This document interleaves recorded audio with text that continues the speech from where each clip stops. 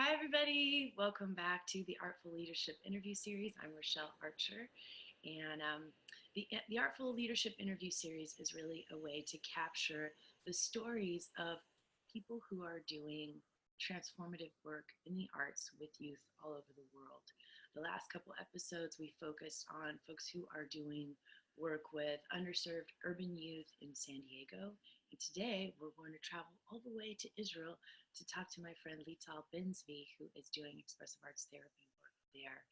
And I'm really hoping for these interviews to be full of all kinds of rich resources for those of you that are doing this kind of work with youth and gaining insights into the way the arts can really create a space for youth to grow and change and really see themselves and others differently. And also for you just to get inspired by the wonderful ways people around the world are doing such creative work to change lives. So check us out. And if you're really enjoying the interview series, click subscribe to the YouTube channel, and that way you can get these videos coming in to your inbox every week as they come out. We've got lots of great conversations lined up with arts-based therapists, arts educators, and creative youth development folks here and all over the world. So stay tuned. Hi, Leetal. Welcome to the Artful Leadership interview series. Hi, thank you for having me. You're so welcome. So I'm super excited to have you because everybody else I've been talking to is all in San Diego, and that's where we met, but that's not where you are now. So I was wondering, Nope. very far away. So I was wondering if you could tell us a little bit about who you are and where you're working. So my name is Leetal Benzvi, and I am actually living in Israel, and all the way on the other side of the world. I got my training from the Expressive Arts Institute in San Diego and the European Graduate School in Switzerland, and love the school experience there. And I moved here about 8 months ago and brought all my experience and my knowledge and my years of working in San Diego and brought the work here to Israel. And it's been fascinating. Yeah. It's just been great. It's been more than I thought it could be.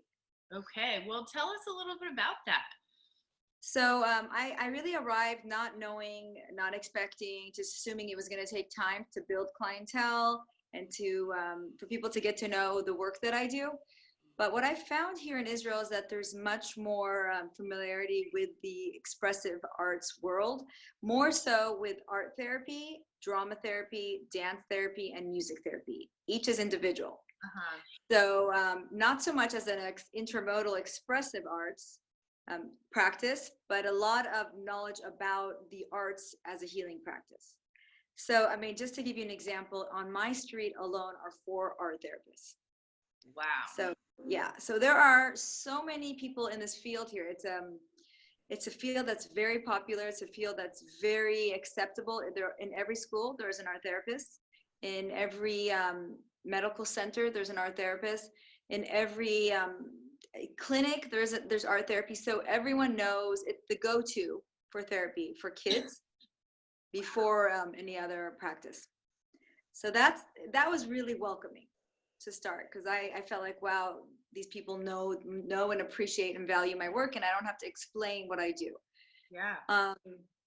So that was exciting. Also, considering Israel is a country that has endured so much trauma, and I think almost every other person here has PTSD, either repetitive PTSD or has witnessed a terror attack and has suffered PTSD in some form. So there really is this place of everybody wants to help one another. Yeah. So you know, even if it's not art therapy, almost every other person has trained in some form of therapy. Wow. So yeah, so that's living in a country that is at war. You're dealing with a lot of trauma all the time. Yeah. So it's interesting because the people are very open to therapy. So that's been a good outlet for me because I know that there's plenty of work to be done here. Yeah. So what happened to me is that I arrived here and I put myself out there, and I live in an area that's north of Tel Aviv. So it's the suburbs of Tel Aviv. So it's not the city. and there's a therapeutic boarding school called Vitso, and it's a very well-known, huge boarding school, and it's 20 minutes away, so it's close by. So I went to meet with them, and it's with youth at risk mainly. And it's a lot of issues similar to what I dealt with in San Diego at the shelter, but these are not homeless kids. These are kids who who suffer from domestic violence, some depression, anxiety, some emotional dysregulation, issues like that. Same issues as America, but the conditions are very different. These are Ethiopians mainly who have migrated to Israel from Ethiopia because they're Jewish, and they escaped hardship life in Ethiopia, and they're raised here with parents who have either left them, or very different values, not Western values, very different culture. And so they're trying to immigrate into the Israeli culture. And so dealing with all the struggle with that, which has led to emotional dysregulation and so forth. So a lot of issues dealing with who they are and their identity in the world. Wow. So that's so interesting. You go from San Diego, where you're probably working with a lot of Latino immigrant kids. Yeah, all Hispanic, African American, and and dealing with mainly that culture and the issues that they deal with there, and a lot of transgender. And here, not at all. Yeah, and then you go to working with kids who have come out. Like, are these kids who are like, they're not refugees, they're just kids? No, they're not classified as refugees. Okay. They are here, and they get all the same rights as all Israelis do. But because of the way they were brought, and because of the transition into Israel, they've been placed in these boarding schools, and Israel pays for everything. Wow. To assist them. Yeah, and they live in homes with counselors, and they get a lot of support, and a lot of warmth and love. I mean, it's beyond me. It's so beautiful to see, because they're treated as the counselor treats them as if they're their own child, and they go home every weekend, and they are nourished emotionally, very beautiful.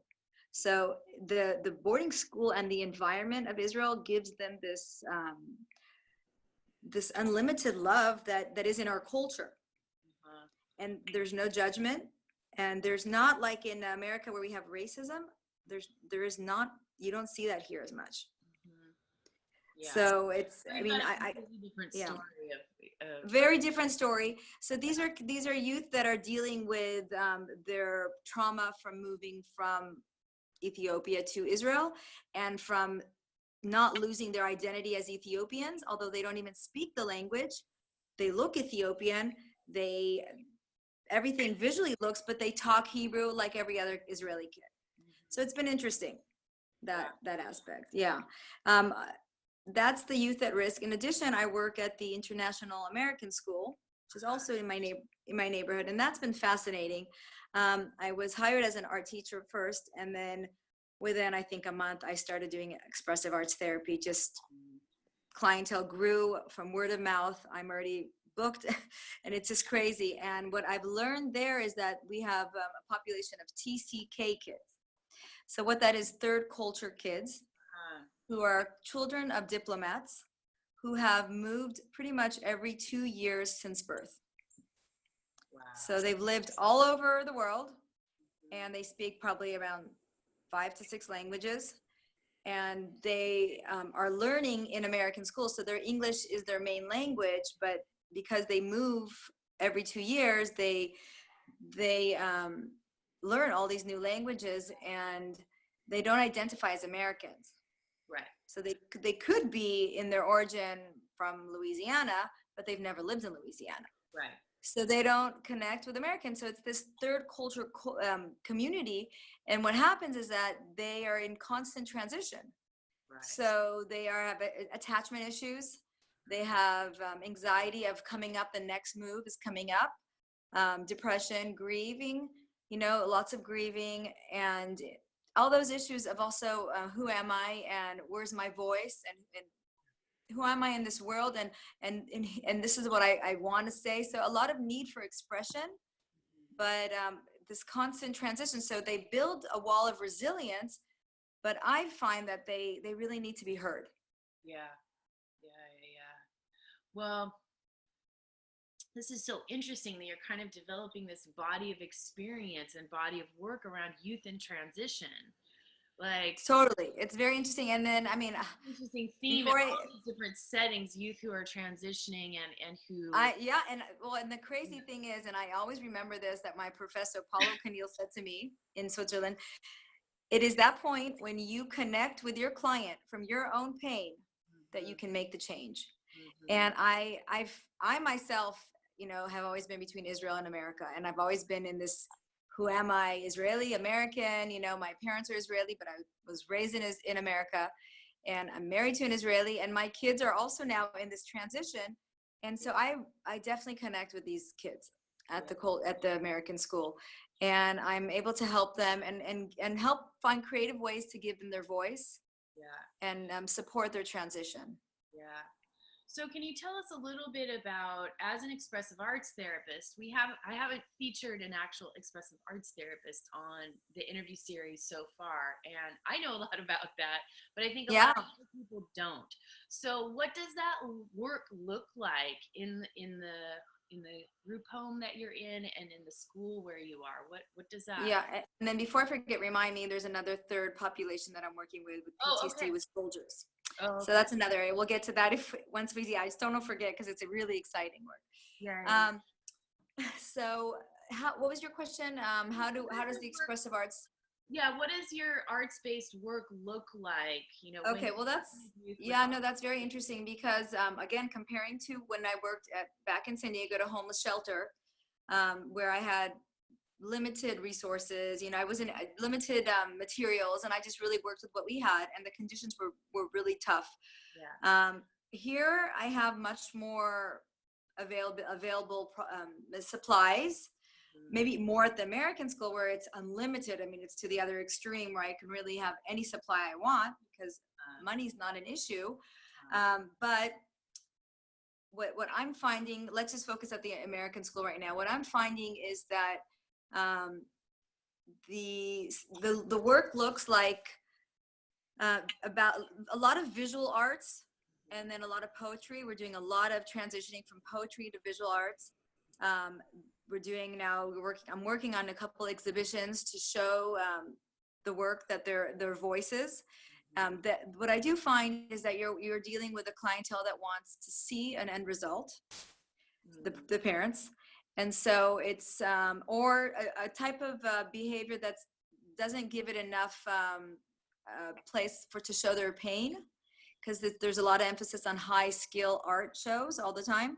So I guess that's where I'm struggling. But going back to your question, is when I work with the expressive arts, we start always with the visual piece, and then we will give it a voice, and then we'll go into poetry. Many times it'll create a dance or a song, and so there's always connecting with the senses, and always in every way. I always try to bring movement as well. The movement is a little harder working with teens. They don't want to move as much. So I struggle with that.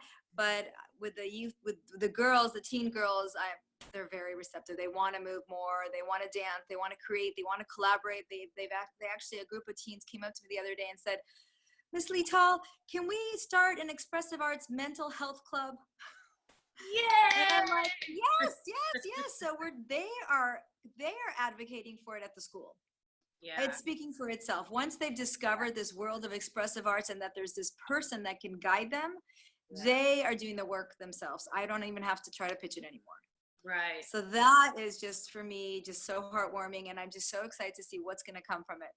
Yeah. So I kind of took the back seat, because at first, I put together a whole proposal, and they got excited, but there's all these, politics involved, and you got to get the board on, the board to speak, and the funding. And I said, you know what, it's going to happen, because I believe there's a need for it. Yeah. And the kids are pushing for it now. Yeah. So that's exciting. Yeah. Yeah. The more they can really own it, the more sustainable it will be, and the more empowered they are in the healing process, right? Absolutely. And that, if you think about it, that really goes with our model, because we're not here to give them advice or tell them what to do, but we're here to just hold their hand, guide them, and show them the way. And reflect. And that's kind of been the role of me as an expressive art therapist, is really showing them the language of arts, showing them that there is this other language that they can learn to communicate. And it doesn't have to be talk. It doesn't have to, it could be more powerful. It could be using your senses. So they learning that there's a new way to communicate that. And I think that language is just such a powerful tool for them. Yeah. That is so cool. That I love hearing that. So what kind of transformation are you seeing for the youth that you're working with? Like, what kinds of changes are happening from when you're, starting your work with them to, I mean, I know you haven't been there for a long time. Obviously. Yeah, but it's, it's funny because back at home, I would only see sometimes kiddos once or twice because it was an emergency shelter. So here I see them every week. I have clients that I see twice a week. Yeah. So I'll take one of my kiddos for an example, and she's a classic TCK kid. Let's just call her Jenny for now. She's been through so much transition that her parents just didn't even know what to do with her anymore. They didn't know what language, and she was having, behavioral issues. And so I think after the first time, her parents right away switched her from once a week to twice a week. Wow. And I even said, I think that may be too much. Let's take it easy. And now it's just amazing how she's transitioned. And the best thing is, I think I can explain it, is that she felt almost invisible. She felt like she didn't know where to say. She couldn't even advocate for herself. She was this kid that was moved from place to place, and it was like, this is how it is. I can't do anything about it, and I have to accept, and I just have to be tough. So we really gave a place to her pain, and we gave it a color, and we gave it a voice, and we gave it an image.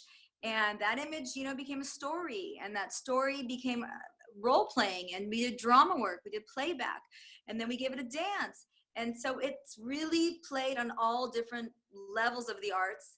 And then the witnessing, and then the sharing, and then, wow, she's just been transformed to a whole different young woman. All of a sudden I hear her and I see her on campus really speaking up for herself. And so, I believe the expressive arts has been a huge help for that, for that, in that specific case. Yeah, it's funny because as I'm sitting here, I grew up as a missionary kid.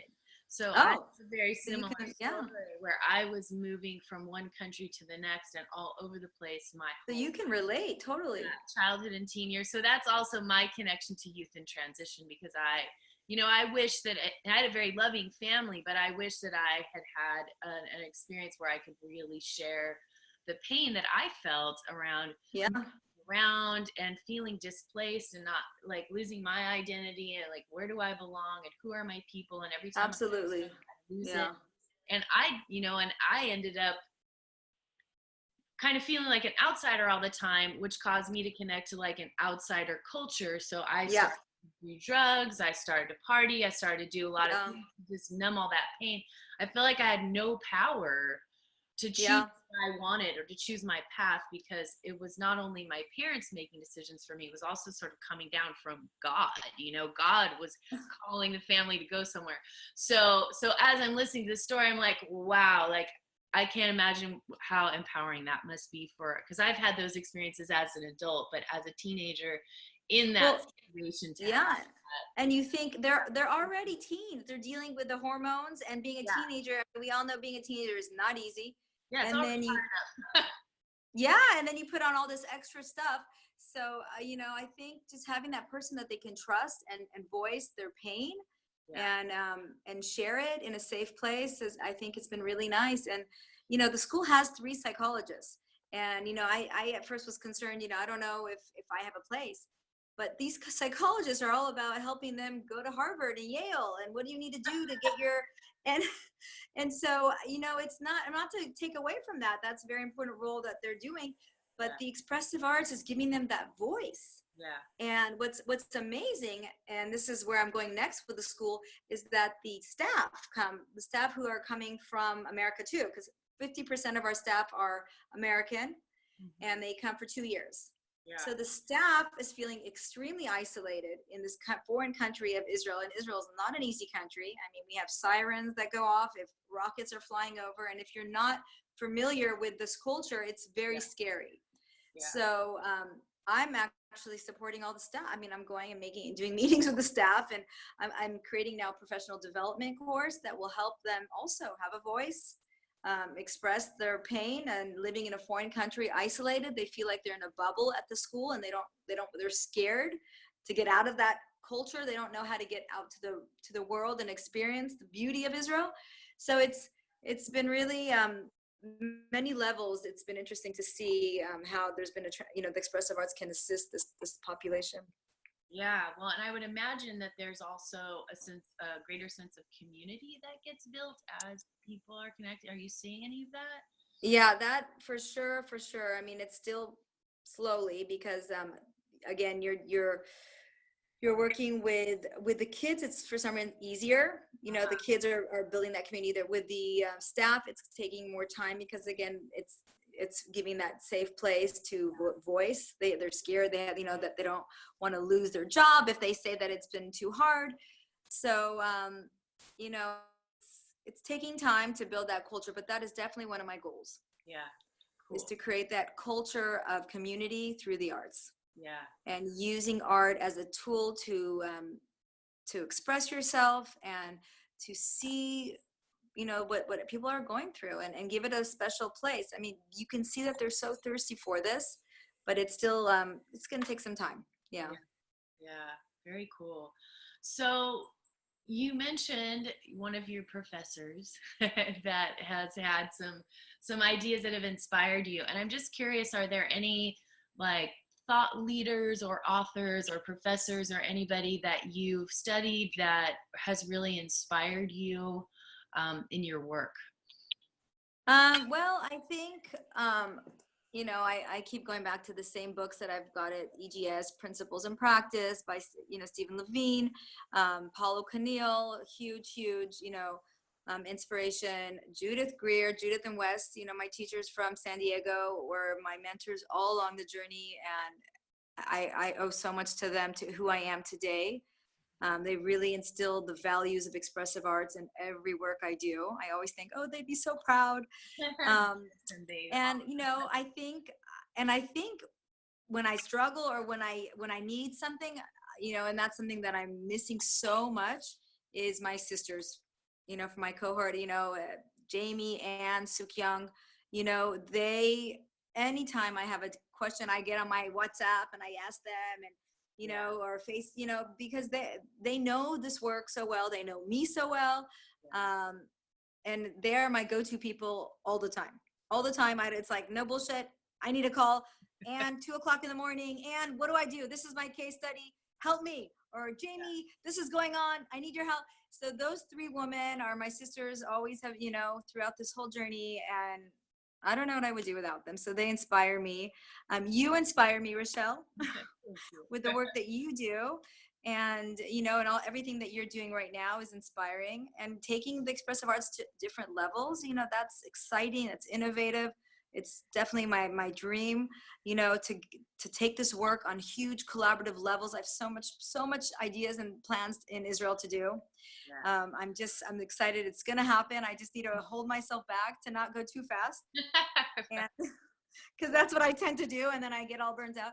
So, so I think, I don't even look. I know there's so much more people out there, but I think I don't even need that, because I have enough right now. Here in Israel, there's some fascinating people too in this field that I haven't even had a chance to tap into yet. But there are some amazing professors. I was lucky to be invited to the University of Haifa last week, and for 3 hours I gave a lecture on expressive arts therapy and my journey. And it was really exciting. I spoke in Hebrew. It was really a big one for me. So it's a second year students with art therapy. Yeah, very cool. Well, that's so exciting that in the course, you said you've been there for 8 months. Since July. Yeah. The one, and when I was doing the lecture, I was thinking out loud to myself, what kept me going, and what's making me so successful? Because I do believe that I'm successful in my field.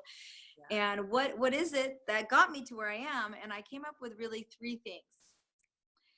And the first thing is discovering the language of the arts in my own family, with my own pain, with I won't get into it, but with needing to communicate with my son.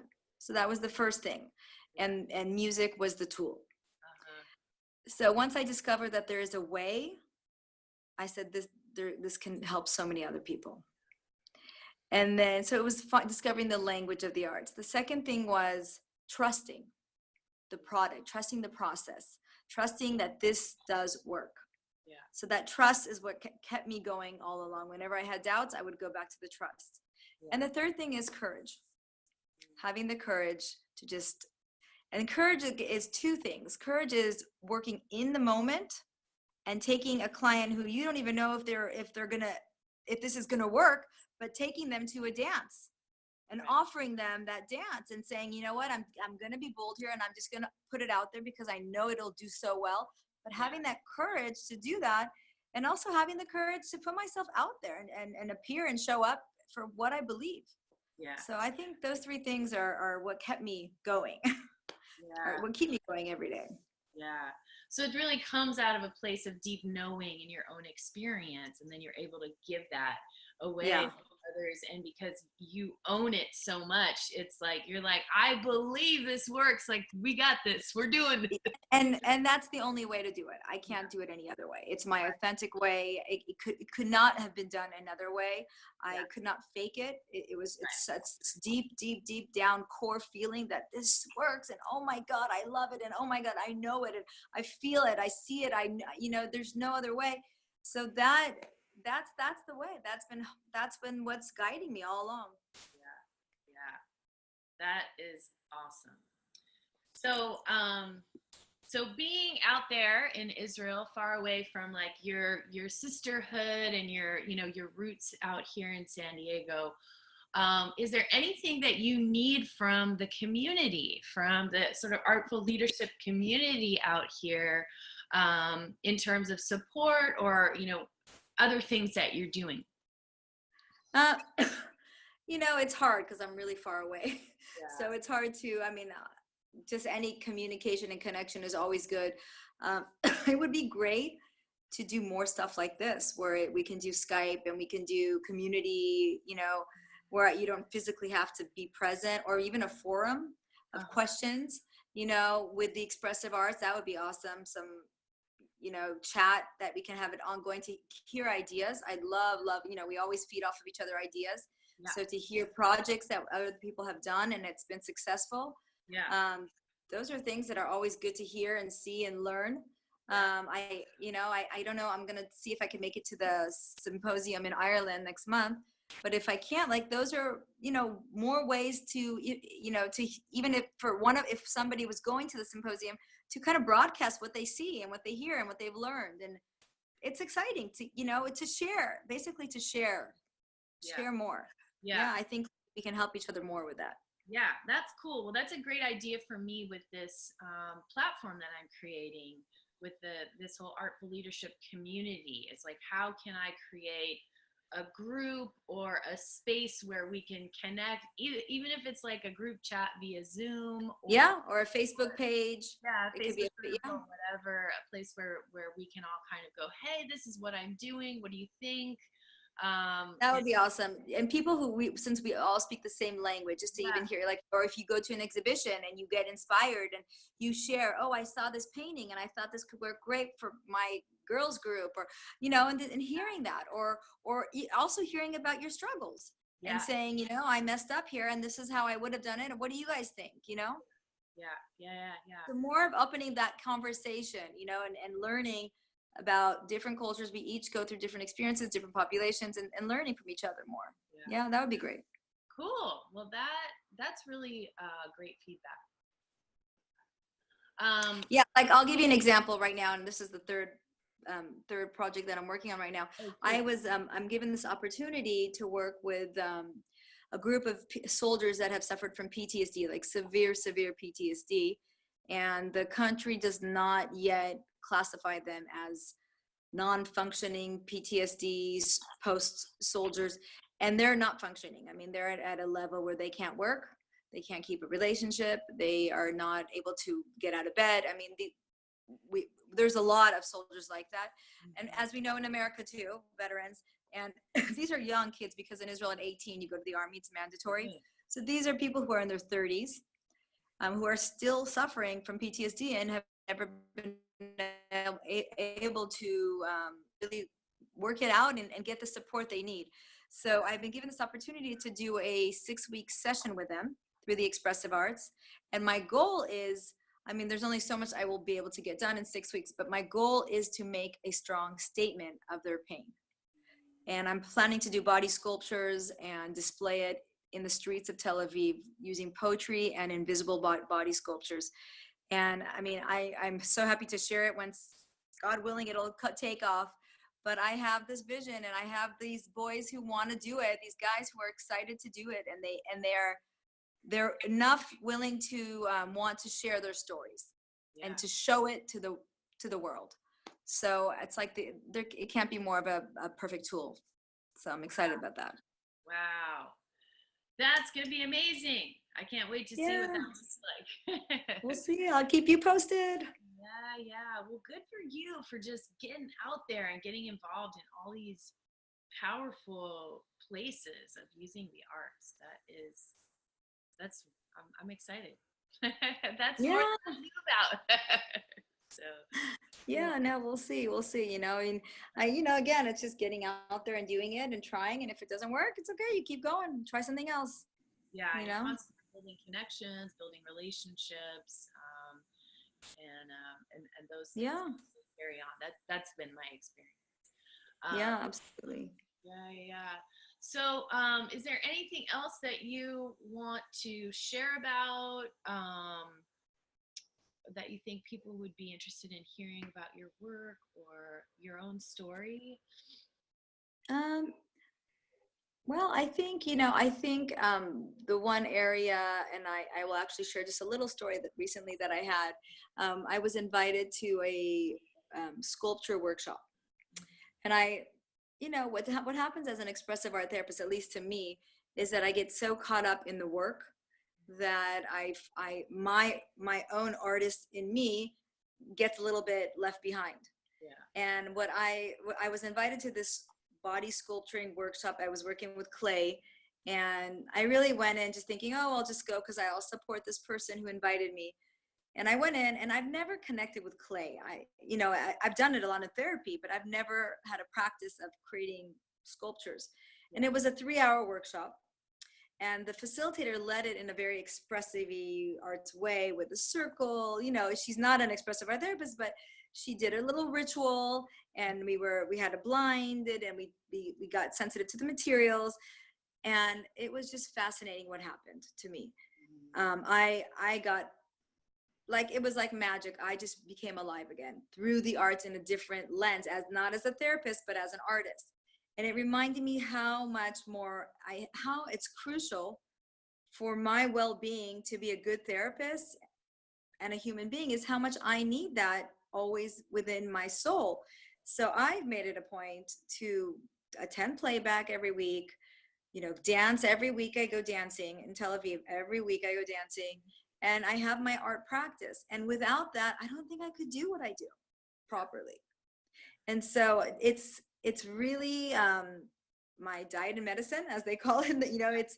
It's without this, it's almost like you would be a fake. I'm talking about myself, like, I would be a fake because I'm not living it. And it's not about, at the end of the workshop, I didn't even come up with this amazing sculpture. It was just, again, it had nothing to do with that. It was really getting familiar with the materials again, and reminding myself that I am an artist and that I can play and I can act. And even when I'm tired, I still go to playback, and it's nurturing that all the time. So I just, I want to put that out there because that's what keeps me alive. Yeah, well, and I really appreciate you saying that, because that's one of the aspects of this interview series that I've been wanting to highlight with every person that I'm talking to, is like, how are the arts keeping you alive and helping you stay connected to your vitality and your own, your own process and your own growth and your own Yeah. mindfulness and all of that. So I really appreciate you just kind of volunteering that information, because I think it's so important. And I know for me, that's something that I have to keep going back to when I get burned out. Yeah, When I'm it's just kind of there. losing touch with the work or uninspired, it's because I'm not doing my own creative work. And it's not so much about whether I'm, like you said, producing some fabulous piece. No, because yeah, it didn't, yeah. It's that connection to the senses and that And vitality. always changing, not sticking with the same medium all the time, but really just trying something completely new was eye-opening for me. And then I gave my clients a whole different experience with the clay. Yeah, So the next day when I offered clay, I offered it in a different way. yeah, And or when I dance, trying different dance classes all the time. I'm trying to really learn different ways to use my body to move, to express. And the more classes I take, the more I feel more comfortable to offer them to my clients. yeah. So it's really like that's my professional development, nourishing that artist within me all the. Yeah. Well, awesome. Um, I feel like we could just sit here and talk forever, and we'll have to do Yeah. like a little follow up with you to Yes. find out about your sculpture project. And I know you've got some fun things that you've been dreaming of doing at the American School too. Yes. And and I will definitely consider your feedback about creating like a Facebook group or some kind of forum where we can start to share. Yeah, and online. I think that so we can connect everyone With and visuals. Yeah, fun, totally. That would be awesome. bigger. So Thank you so much. Wow. Everything you're doing is so beautiful. yay. Any last words for anybody who might be listening or watching today? It's I'll go back to those three things. It's finding the language of the arts, courage to do what you believe in, and trusting. Yeah. Trusting yourself and trusting the process. So I'll just put that out there. Awesome. Thank you. I'm excited to see what's ahead for you. Mwah. Bye.